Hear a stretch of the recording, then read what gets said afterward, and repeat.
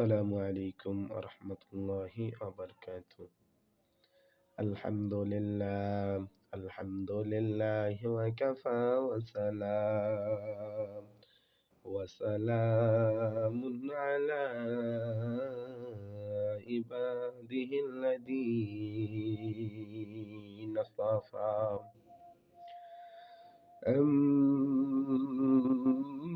أما بعد أعوذ بالله من الشيطان الرجيم.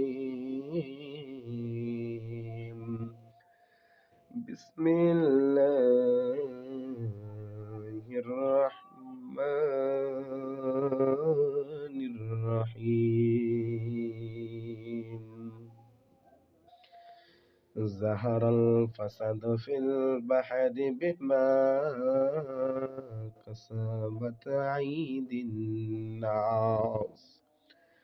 قال النبي صلى الله عليه وسلم: أخلص دينك يكفيك الأمل القليل. আলহামদুলিল্লাহ, সমস্ত প্রশংসা মহান রব্বুল আলামিনের দরবারে, যে মহান রব্বুল আলামিন আপনাকে এবং আমাকে সমস্ত কাজ থেকে বিরত রেখে আজকের এই মজলিসে আসার এবং বসার তৌফিক দান করলেন। ওই মহান রব্বুল আলামিনের দরবারে সকলে একবার জবান ছেড়ে, কণ্ঠ ছেড়ে সকলে বলি আলহামদুলিল্লাহ। যে নবী সৃষ্টি না হলে আপনি আমি, পাহাড় পর্বত নদী নালা পশু পাখি গাছগাছালি কিছুই সৃষ্টি হতো না। ওই মহানবীর ওপর সকলে একবার সংক্ষিপ্ত আকারে দরুদ সকলে বলি সাল্লাল্লাহু আলাইহি ওয়াসাল্লাম। আমি একটা কোরআন কারীম থেকে একটা আয়াত পেশ করছি। কোরআন কারীম থেকে একটা আয়াত পেশ করছি। জাহারাল ফাসাদু ফিল বাহরি বিমা কাসাবাত আইদিন নাস। যে দেশের মধ্যে আল্লাহ তাআলা জানিয়ে দিলেন, যে দেশের মধ্যে রাজত্ব করবে মহিলা, যে দেশের সরকার হবে মহিলা, যে দেশে বেহায়াপানা বেশ্যাপানা চলবে, এবং যে দেশের মধ্যে রাজত্ব করবে মহিলা বিমা কাসাবাত আইদিন নাস। আল্লাহ তাআলা বলল, ওই দেশটার ভেতরে আমি গজব দিয়ে ধ্বংস করে দেব। অতএব ভাই, আমরা এবার রাজত্বতে মহিলা সরকার দেখতে চাই না। জোরে বলেন, চাই না। আমাদের সরকার হবে পুরুষ, যেই সরকার সংসদে ভাষণ দিতে পারবে এবং বাইতুল্লাহ মসজিদে যাইয়া নববীতে বসিয়া বয়ান দিতে পারে, যেন এরকম আমরা ভোটারকে ভোট দেব, ঠিক না? একটা ছোট্ট একটা গল্প শোনাই ভাই। এক বেচারার অনেক টাকার দরকার। এখন চেয়ারম্যানের ঘরে গেল, মেম্বারের ঘরে গেল, মেম্বারও টাকা দিল না, চেয়ারম্যানও টাকা দিল না। তারপর বাড়ির পাশেই তার মুন্সি, তার হুজুরের বাড়ি, হুজুরকে বলল, হুজুর আমার টাকা লাগবে, আমাকে টাকা দেন 1 লাখ। আমার হুজুর বললা, নাই বাবা, আমার টাকা নাই। তখন ওই বান্দা কি করলো, ও তো আল্লাহর কাছে চাইতে জানে না।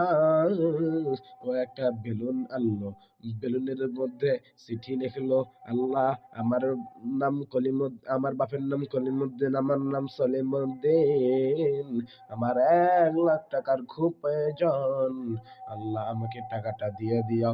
পরে বেলুনের মধ্যে ভরাইয়া হাওয়া দিয়ে ছেড়ে দিছে। ছেড়ে দেওয়ার পর একটা পুলিশ, ভালো পুলিশ দেখে বসছে, আহা, কোন জায়গার মধ্যে মনে হয় বিপদ হতে যাচ্ছে, হতে যাচ্ছে। সকালে পুলিশ গুলি করলো, গুলি করার পর চিঠি দেখলাম, চিঠিটা পড়লো, হে আল্লাহ, তোমার কাছে আমি টাকা চাইলাম, আল্লাহ আমার বাবার নাম হলো কলিমুদ্দিন, আমার নাম হলো সলিমুদ্দিন, আল্লাহ তুমি আমাকে 1 লাখ টাকা ম্যানেজ করো। ওই পুলিশ যখন কি করলো, সকাল এর এই পুলিশের কাছে ১,০০০, এই পুলিশের কাছে ১,০০০, এরকম করতে করতে করতে করতে ৫০,০০০ হলো সকাল। ওই বেচারাকে দিতে গেল। যাওয়ার পর বলল, ভাইজান আপনি কি বাড়িতে আছেন? তখন ভাইজান বলল কি, বাবাজি।